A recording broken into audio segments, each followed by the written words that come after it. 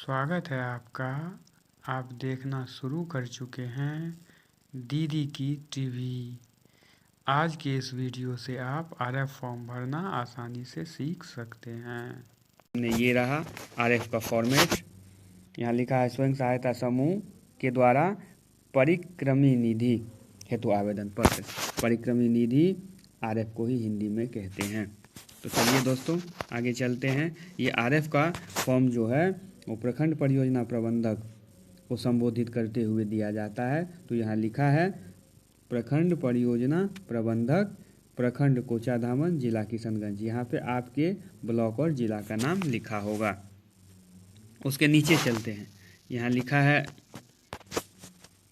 महोदया, महोदया या महोदय।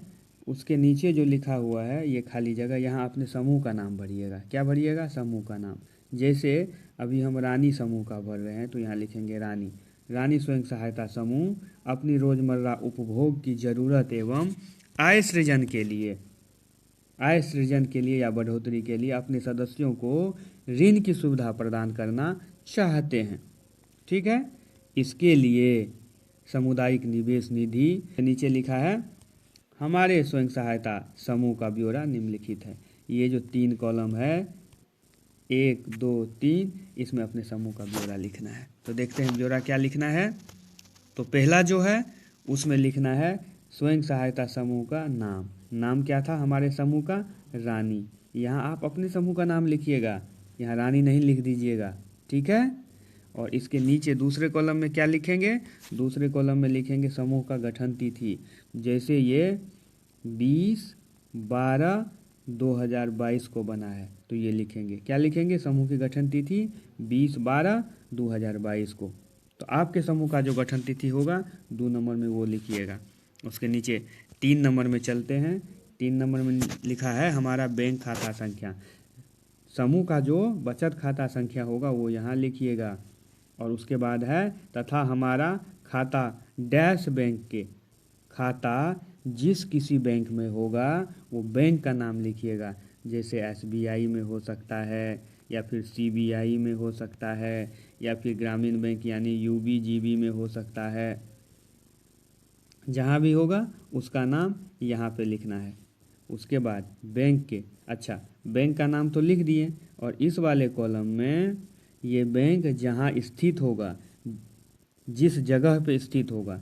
जैसे यहाँ बैंक का ब्रांच है कोचाधामन में स्थित है तो हम यहाँ लिखेंगे कोचाधामन।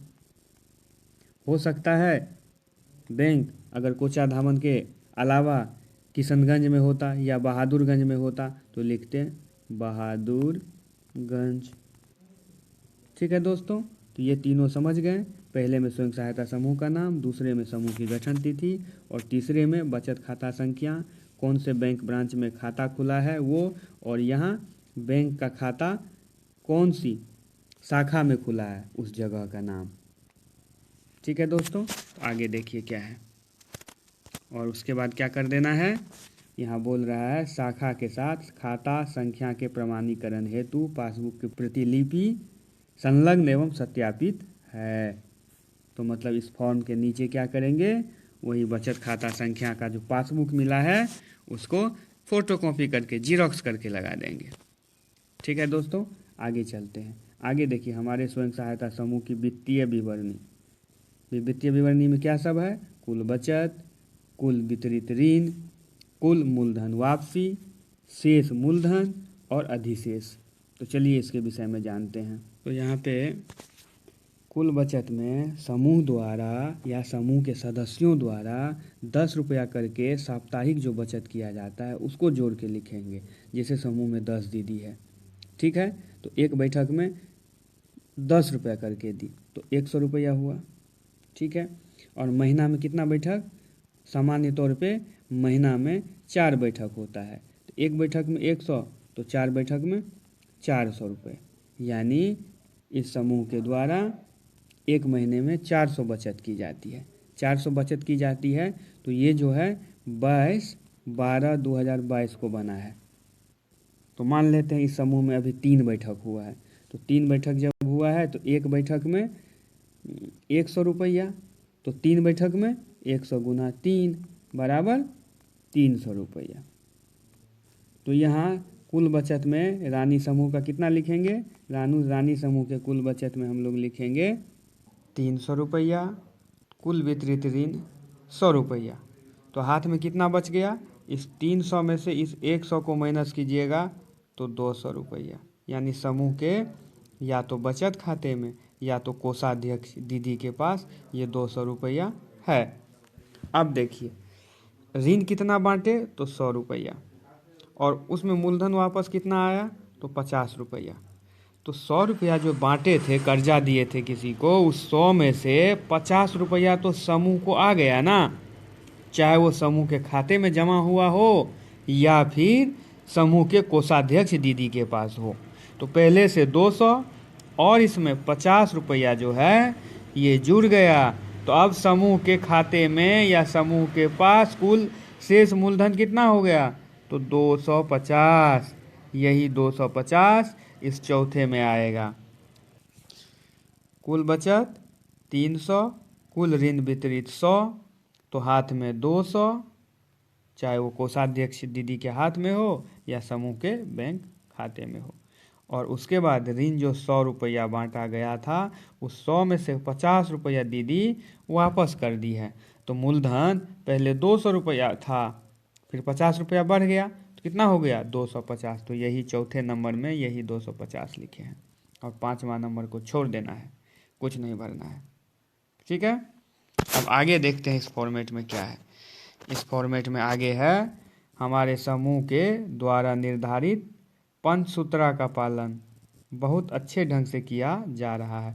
ये पंचसूत्रा इससे पहले हम वीडियो में अच्छे से बताए हैं, आप उसको देख लीजिएगा।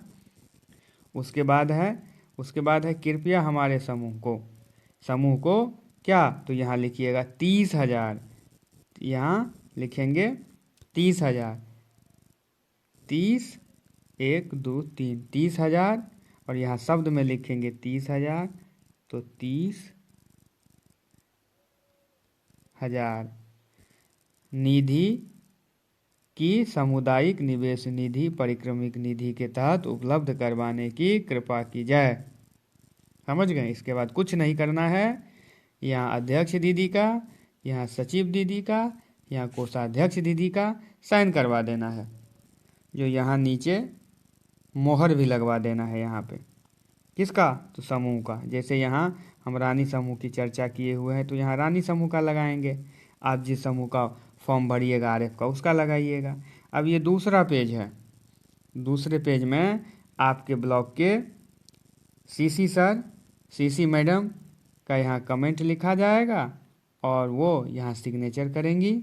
और उसके नीचे यहाँ आपके एरिया के एसी सर या एसी मैडम यहाँ कमेंट लिखेगी या लिखेंगे, और यहाँ उनका सिग्नेचर होगा। और सबसे नीचे यहाँ पे समूह का नाम और यहाँ पे MIS कोड लिखना होता है। डाटा एंट्री करने वाले भैया जब समूह को ऑनलाइन एंट्री करते हैं तब एक कोड प्राप्त होता है, उसी को MIS कोड कहते हैं। वो यहाँ लिखेंगे और यहाँ समूह का नाम लिखेंगे, और यहाँ आपके ब्लॉक के BPM मैडम या BPM सर अपना सिग्नेचर करेंगे और मोहर करेंगे। तो अगर वीडियो आपको अच्छी लगे तो वीडियो को लाइक, शेयर और सब्सक्राइब जरूर कीजिएगा। धन्यवाद। मिलते हैं अगले वीडियो में, तब तक के लिए जय हिंद।